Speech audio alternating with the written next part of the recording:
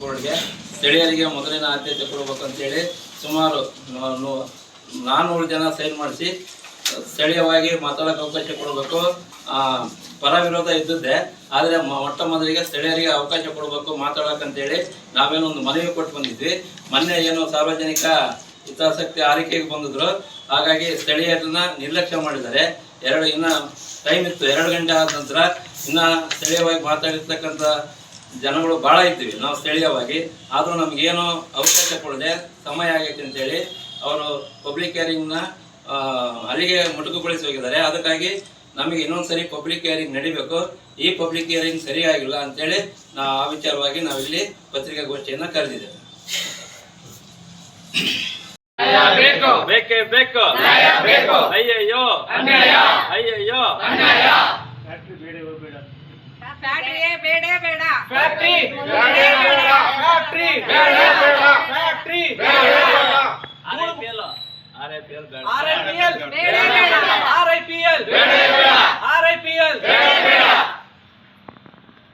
ಕರೆ ಧೂಳ ಕಿಟ್ಟ ನಾವು ಅದನ್ನ ಕುಡಿಯೋಕೆ ಇದಿಲ್ಲ ಸರ್. ನಮಗೆ ಹಿಂಸೆ ಕೊಡ್ತಾರೆ ಸರ್ ಆ ಫ್ಯಾಕ್ಟ್ರಿಯಿಂದ. ನಾವು ದನ ಕರುಗಳು ಕಟ್ಕೊಂಡು ಜೀವನ ಮಾಡ್ತಾ ಇದ್ದೀವಿ. ನಮಗೆ ಆ ಫ್ಯಾಕ್ಟ್ರಿ ಬೇಡ ಸರ್. ನಮಗೆ ಭಾಳ ಕೇಸು ಅವೆಲ್ಲ ಆಗ್ತಾ ಇದಾರೆ ಸರ್. ಅವರು ನಮಗೆ ಹೊಲ ಬಿತ್ತಾಕ ಬೆಳೆಯೋಕೆ ಬಿಡೋಂಗಿಲ್ಲ. ನಮಗೆ 5 ಲಕ್ಷ 6 ಲಕ್ಷಗಳಿಗೆ ಬೆಳಿತಿದ್ವಿ, ಆ ಬೆಳೆದಂಗೆ ಮಾಡ್ಯಾರ ಸರ್. ಮೆಕ್ಕೆಜೋಳ, ಶೇಂಗಾ, ಈರುಳ್ಳಿ ಎಲ್ಲ ಬೆಳಿತಿದ್ವಿ ಸರ್. ಅದು ಯಾವುದು ಬೆಳಿತಕ್ಕೆ ಬಿಡುತ್ತಾ ಇಲ್ಲ. ಆ ಫ್ಯಾಕ್ಟ್ರಿ ನಮಗೆ ಬೇಡ ಸರ್. ಕರೆ ಧೂಳ ಅದರಿಂದ ಕ್ಯಾನ್ಸರ್ ಬರ್ತದೆ ಸರ್. ಅದರಿಂದ ಭಾಳ ಜನಕ್ಕೆ ಕಷ್ಟ ಆಗ್ತದೆ ಸರ್. ಅದು ಫ್ಯಾಕ್ಟ್ರಿ ಬೇಡ ಸರ್. ನಮಗೆ ಅವಕಾಶನೇ ಕೊಡಲಿಲ್ಲ. ಮಾನ್ಯ ಜಿಲ್ಲಾ ಅಧಿಕಾರಿಗಳು ಬಂದಿದ್ರಲ್ಲ ಸಾರು, ಆ ಸಾರ್ ಏನು ಹೇಳಿದ್ರು ಅಂದರೆ, ಅವರೇ ಭಾಷಣದಲ್ಲಿ ಮೊದಲಿಗೆ ಹೇಳಿದರು, ಈ ಕಂಪನಿ ರಣಜಿತ್ಪುರ ಗ್ರಾಮದಿಂದ 1 ಕಿಲೋಮೀಟರ್ ಕೂಡ ದೂರದಲ್ಲಿಲ್ಲ, 0.16 ಕಿಲೋಮೀಟರ್ ಇದೆ ಅಂತ ಅವರೇ ಮಾತಾಡಿರ್ತಕ್ಕಂಥದ್ದು ಮೀಡಿಯಾದಲ್ಲೂ ಇದೆ. ಒಂದು ಫ್ಯಾಕ್ಟ್ರಿ ಸ್ಟಾರ್ಟ್ ಆಗ್ಬೇಕಂದ್ರೆ ಸರ್ 1 ಕಿಲೋಮೀಟರ್ ಅಂತರದಲ್ಲಿರ್ಬೇಕು. ಪರಿಸರದಿಂದ ಆಗಿರ್ಬೋದು, PWD ರೋಡಿಂದ ಆಗಿರ್ಬೋದು, ಗ್ರಾಮದಿಂದ ಆಗಿರ್ಬೋದು, 1 ಕಿಲೋಮೀಟರ್ ಡಿಸ್ಟೆನ್ಸ್ ಅಲ್ಲಿ ಇರಬೇಕು. ಆ ಒಂದು ಫ್ಯಾಕ್ಟ್ರಿ ಅರಣ್ಯದಿಂದ 100 ಮೀಟರ್ ಇಲ್ಲ, PWD ರೋಡಿಂದ 100 ಮೀಟರ್ ಇಲ್ಲ. ನಮ್ಮ ರಣಜಿತ್ಪುರ ಗ್ರಾಮದಿಂದ ಅವರೇ ಡಿಕ್ಲೇರ್ ಮಾಡಿದ್ದಾರೆ 0.16 ಕಿಲೋಮೀಟರ್ ಇದೆ ಅಂತ DC ಸರ್. ಇದು ಏನೋ ಇಂಡಸ್ಟ್ರಿಯಲ್ ಏರಿಯಾ ಕೂಡ ಅಲ್ಲ. ಇಂಡಸ್ಟ್ರಿಯಲ್ ಏರಿಯಾ ಆದ್ರೆ ಅವ್ರು ಹೆಂಗ್ ಬೇಕಾದ್ರೆ ಡಿಕ್ಲೇರ್ ಮಾಡ್ಕೋಬಹುದು. ಇಷ್ಟೆಲ್ಲ ಅವರೇ ಹೇಳಿ ಈ ತರ ಎಲ್ಲ ಆಗಿದ್ಮೇಲೆ ಇದು ಅಸಂತೃಪ್ತಿ ಆಗಿದೆ ಸರ್. ಇದು ಮೊನ್ನೆ ನಡೆದಂತ ಪಬ್ಲಿಕ್ ಹಿಯರಿಂಗು ನಮ್ಮ ರಣಜಿತ್ಪುರ ಗ್ರಾಮದವರು, ನರಸಿಂಗಾಪುರ ಗ್ರಾಮದವರು ಇನ್ನೂ ಹೆಚ್ಚಿನ ಮಟ್ಟದಲ್ಲಿ ಇದಾರ. ಬರೇ ರಣಜಿತ್ಪುರ ಗ್ರಾಮದಲ್ಲಿ 370 ಜನ ಇದಾರ. ನರಸಾಪುರ ಗ್ರಾಮದಲ್ಲಿ ಸುಮಾರು ಒಂದು 500 ಇಂದ 600 ಜನ ಬೇಡ ಅಂತಾನೆ ಇದಾರ. ಅವ್ರು ಯಾರಿಗೂ ಅವಕಾಶ ಕೊಟ್ಟಿಲ್ಲ ಸರ್. ಅವ್ರು ಏನಂತಿದ್ರೆ ಒಂದೇ ದಿನ 2 ಸಭೆನ ಆಯೋಜಿಸ್ಕೊಂಡ್ರ. ಅವರು ಹಂಗೆ 2 ಆಯೋಜಿಸ್ಕೋಬೇಡ ಸರ್. ಬೆಳಿಗ್ಗೆ ಬಂದು ಸ್ಟಾರ್ಟ್ ಆಗಿರೋ ಸಭೆನ 11:30 ಗಂಟೆ ಸ್ಟಾರ್ಟ್ ಆಗಿದೆ.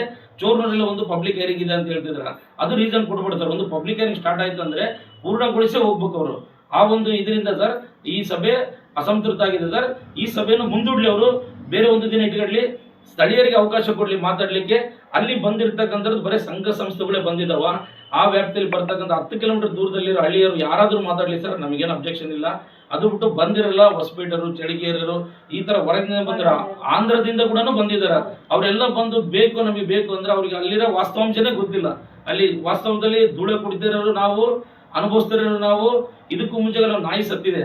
ನಮ್ಮ ಪದ್ದಣ್ಣ ಅವರು ಒಂದು ರಿಪೋರ್ಟ್ ಇದೆ ಅವ್ರ ಹತ್ರ. 2 ಕ್ಯಾನ್ಸರ್ ಬಂದು ನಮ್ಮ ನರ್ಸಿಂಗ್ ಹಬ್ಬದಲ್ಲಿ ತೀರ್ಕೊಂಡಿದ್ದಾರೆ. ಯಾವುದು ಸ್ಪಾಂಜರನ್ 0.75 tons per day plant run ಆಗಬೇಕಾದ್ರೆ ಆಗಿರತಕ್ಕಂಥ ಅನಾಹುತಗಳು ಅವು. ಅವಾಗ ನಾವು ಹೋರಾಡಿ ಸಾಕಷ್ಟು ಇದು ಮಾಡಿ ಪರಿಗಣಿಸಿ ಸರ್. ಇದನ್ನ ಪರಿಗಣಿಸಿ ಇಲ್ಲಿ ಇರ್ತಕ್ಕಂಥ ಧೂಳುಗಳೆಲ್ಲ ನೋಡಿ ಸರ್ ಯಾವ ತರ ಅನುಭವಿಸಿದಾರ. ಇದೆಲ್ಲ ನಾವು ಮುಂಚೆಗೆಲ್ಲ ಸ್ಟ್ರೈಕ್ ಮಾಡಿದ್ವಿ. ಇದು ನೋಡಿ ಸರ್, ಈ ಬೆಳೆ ವಿಮೆ ನಷ್ಟ ಆಗಿರೋದು, ಬಾಳೆ ತೋಟ ಇದೆಲ್ಲ ನಷ್ಟ ಆಗಿರೋದು. ಸಾರಿಗೆ ವಿತ್ ಪ್ರೂಫ್ ಸಮೇತ ಕೊಟ್ಟು 1 ದಿನ ಮುಂಚೆಗೆ 30ನೇ ತಾರೀಕು ಪಬ್ಲಿಕ್ ಹಿಯರಿಂಗ್ ನಡೀತಾ ಇತ್ತು. 29ಕ್ಕೆ ನಾವು ಮಾನ್ಯ DC ಸರ್ ಹತ್ರನು, AC ಸರ್ ಹತ್ರನು, ಅರಣ್ಯ ಅಧಿಕಾರಿಗಳ ಹತ್ರನು ಮತ್ತು ಪರಿಸರ ಮಾಲಿನ್ಯ ಅಧಿಕಾರಿಗಳ ಹತ್ರ ಹೋಗಿ ನಾವು ಇದೆಲ್ಲ ಲೆಟರ್ ಕೊಟ್ಟು ಬಂದಿದ್ವಿ. ನಮ್ಮ ರೈತರಿಗೆ ಬರೀ ಅಡೆತಡೆನೇ ಮಾಡ್ತಾ ಇದಾರೆ.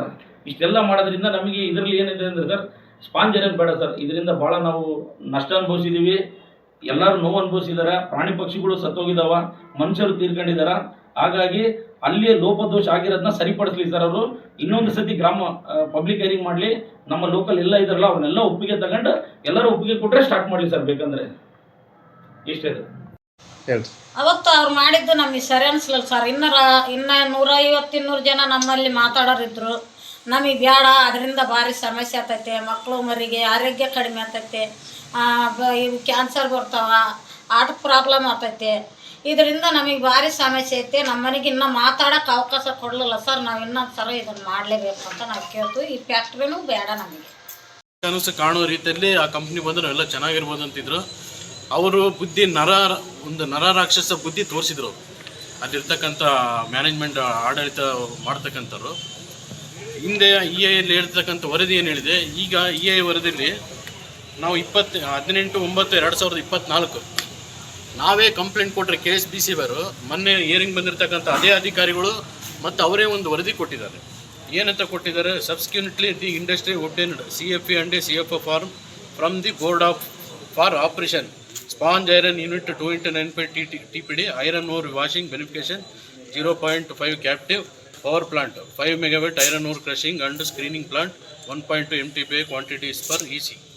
ಅಂದರೆ ಏನು ಹೇಳ್ತಾ ಇದ್ದಾರೆ, ಪವರ್ ಪ್ಲಾಂಟು ಆಮೇಲೆ ಬೆನಿಫಿಕೇಷನ್ನು ಎಲ್ಲ ಪ್ಲಾಂಟ್ ಆಗಿಬಿಟ್ಟಿದ್ದಾವೆ, EC ಕೂಡ ಸಿಕ್ಬಿಟ್ಟಿದೆ ಅಂತ ಹೇಳ್ತಾ ಇದ್ದಾರೆ. ಅಲ್ಲಿ ನೋಡಿದರೆ ಯಾವುದೇ ಕಾಮಗಾರಿ ನಡೀತಾ ಇಲ್ಲ ಸ್ವಾಮಿ. ಇದು ಒಂದು ದೊಡ್ಡ ಉಲ್ಲಂಘನೆ ಇದು ಕಾರ್ಖಾನೆಯಿಂದ.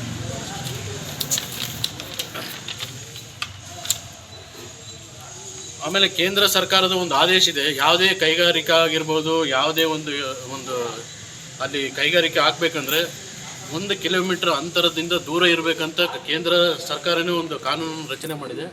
ಅದನ್ನು ಉಲ್ಲಂಘನೆ ಮಾಡಿ KSBC ಅವರು industry has installed 2x9.5 rotary kiln ESP attached to common chimney of height. ಬರೀ ಅದು 90 ಮೀಟರ್ ಇರಬೇಕಿತ್ತು ಹೈಟ್ ಚಿಮ್ನಿ, ಅದು 60 ಮೀಟ್ರಲ್ಲಿ ಹಾಕಿದ್ದಾರೆ. ಅದರಿಂದ ಅಲ್ಲಿ ಎನ್ವೈರ್ಮೆಂಟ್ ಲಾಸ್ ಆಗ್ತಾಯಿದೆ.